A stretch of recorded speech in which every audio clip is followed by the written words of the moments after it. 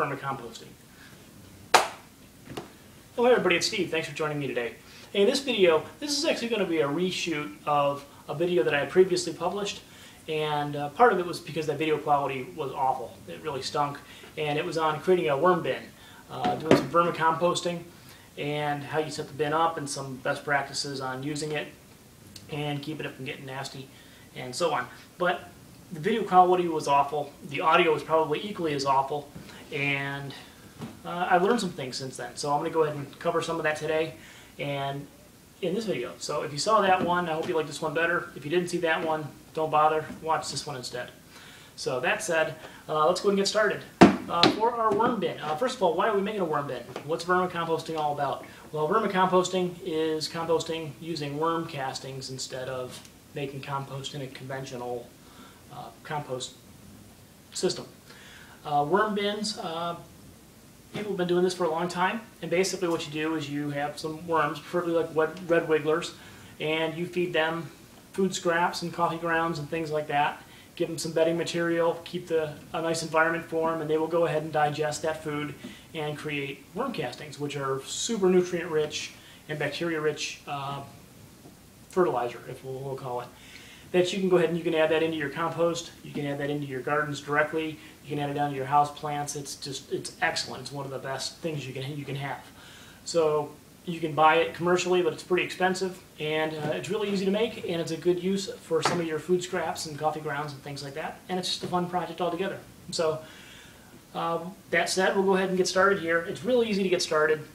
You can start making huge massive bins, but I suggest getting a small bin, something like this going, where you can actually do this in your house or in your garage. You can do it in the basement or under the cabinet. You can do it out in the garage if the garage doesn't freeze solid in the winter. Because the worms, the red wigglers in particular, they like a good ambient temperature between 50 and 80. The cooler it gets, the slower they get as far as reproducing, but you don't want to get too much hotter than 80 or they're going to cook. But if you can keep a nice 70, 80 degrees, they'll do great. They'll eat a lot. They'll reproduce a lot, and you get a lot of compost, and your colony will grow. You don't need many to start your colony, just a small handful, but you can buy your worms. See, I've got mine here in this yogurt container. I got these from a friend at work, who I've gotten some in the past for another colony that I had started, of which I've split and given to a friend, my friend Jason. He's got some going that we did back in January for the last video that I shot. And basically, just have a handful of them in here with some eggshells and veggie scraps and things like that. And now we're getting ready to move them into a bigger home so the colony can grow and we can do more with it. For my colony, I'm using this is a Sterlite container, or any type of one of these heavy-duty plastic containers with the snap-on lid. I prefer the better quality ones that you can flex and they won't crack. There are some cheap ones out there. I would stay away from those. And I'd also stay away from ones that have large vent holes under the handles and things like that, because the worms, even if your mature adult worms can't escape, the baby worms can. So the closer, tighter fitting lid you can get, and the less holes you have in it, the better. If you do have anything like that, you can always cover them up with a piece of electrical tape or duct tape just to keep the worms from escaping through. That said, we don't want it to be airtight because we want the air to circulate and we want excess moisture to escape. To do that, what we're going to do, and I've already done it in this instance, so I'll just kind of talk about it, is you want to drill some holes in your lid. You don't want to drill them in the compartment because you don't want it to leak out, because you're going to have, we'll call it worm tea, some liquid matter in there with the compost. But you can drill holes in your lid. I don't know if you can see that pretty well. I happen to do two rows, or two sets of 3 rows, and I used a 3/32 drill bit. That was small enough that the smaller worms didn't escape, but it was also large enough that it helped for some good ventilation. I've used this bin in the past, and I didn't have any problems with condensation, excess moisture, or any of those problems. So basically a 3/32 drill bit and a power drill. And I put that on a piece of cardboard and drilled all my vent holes. And that's pretty much all you need to do to get the bin part created, or set up. So now that we've got that, we want to go ahead and add our components. We've got several things we're going to add. The first, we're going to add some sand. And basically, I have about 1 inch of sand in this little jar. It's a mix. This is a mixed sand, so it's got some real fine, dusty particles and some bigger particles. It's all fine. I just sprinkle that across the bottom, kind of as the base. The worms are going to use that. They're going to go through and digest some of that sand, and they'll kind of go into their gizzards, kind of like a chicken, where it helps them with their digestion. So you can add a little bit there, and they really like that. Next, I'm going to go ahead and add my worms. These are pretty well. Basically, it's worm and worm compost, a little bit of eggshell, and a little bit of veggie scrap left in there. But I'll just go ahead and sprinkle those in across the bottom.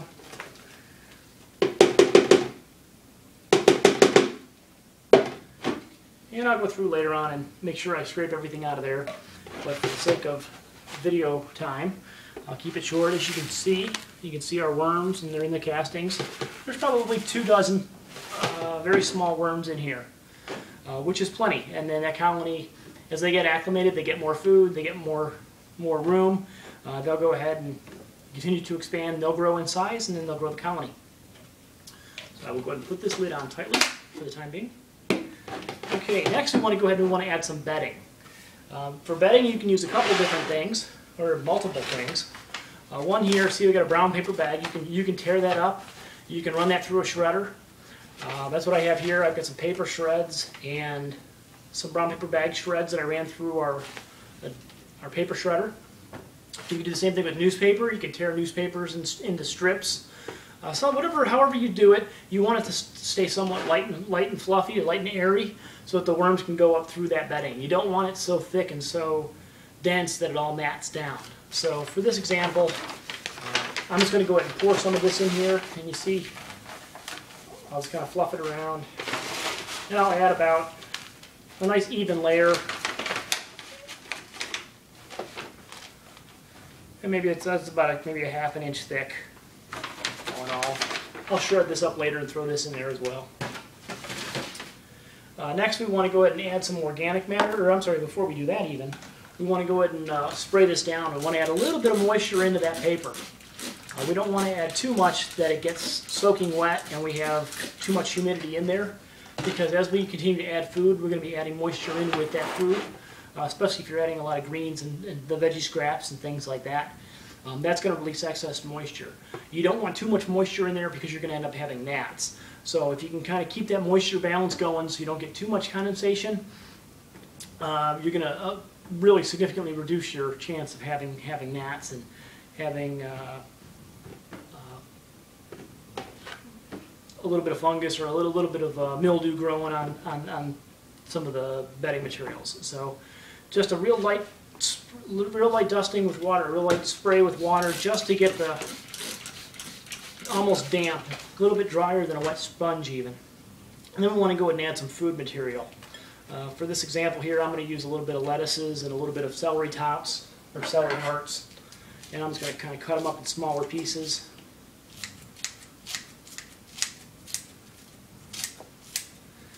Now, worms like a nice variety of food, just like we do. So here I've got 2 things here. I also got some coffee grounds and coffee filters.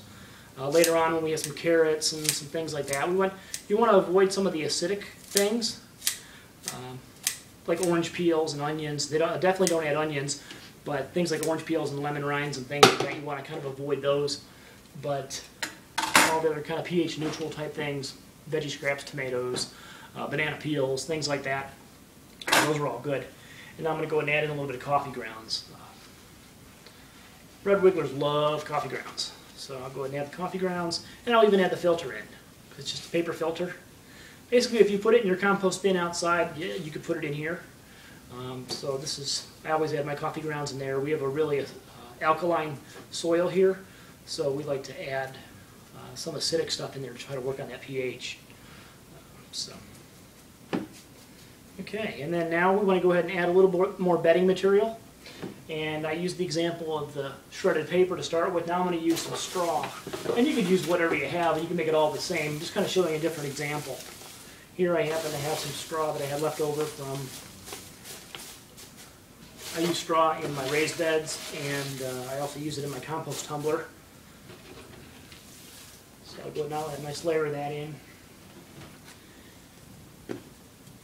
And it's nice and light, fluffy bedding. What will happen is the worms will come up from the bottom, up through the bedding, and then they'll come up and eat in that food layer, and then they'll kind of go back into the bedding or go into the next bedding layer, and they'll kind of come and go between wherever they're living and wherever the food source is. So the more you can layer them, I don't want to get too much because you don't want to overfeed for the amount of worms that you have. And we don't have very many worms in here now, so that's all the food I'm going to add. I'll probably add a little more coffee grounds just on top, just because that's not that big of a deal. And I wouldn't want to add more food that has too much moisture that's going to rot. So I'll go ahead and spray the straw down pretty good because it's pretty dry.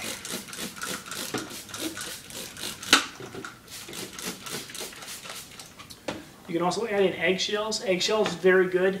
It adds calcium, and then the worms will use that calcium to make their worm eggs. So I will crush up, I'll let eggshells dry out completely, and then I'll just kind of pulverize them as much as I can and sprinkle those in once in a while too, every couple weeks, every 3 or 4 weeks.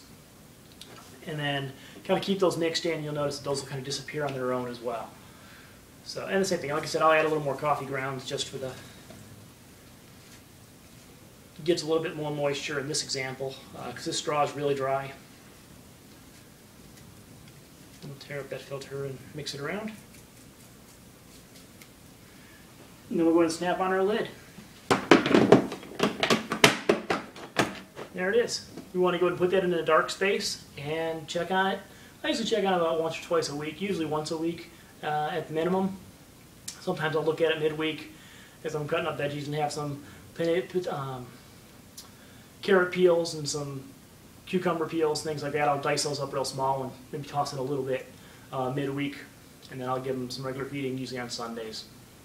But that's all there is to it. You can kind of go through as time goes, kind of look through, see what you have, and watch your colony grow. They like a dark environment. You notice I'm using a transparent container. That just happened to be what I had. I keep it in a relatively dark environment, so down the basement, so that's not a big issue. It's big enough that if there is external light, like there is right now, they'll go into the middle and get out of the light. They'll move away from the light. Same thing happens when you open it. If you want them out of that top layer, you just shine a light in the top and they'll go down away from that light. But that's all I have for today. I just wanted to, like I said, I wanted to go ahead and create a better video, a better quality video, both in video quality as well as content, which I believe I did here. And that's all I had for you today. If you have any questions, comments, or suggestions, please leave them below. If you're interested in more videos like this, I've got plenty more coming, so please subscribe. You get notified or just stop back either way. But I really appreciate your time. If you like this video, please go ahead and leave a rating on it as well. That helps other people find some of these videos. I thank you and have a great day.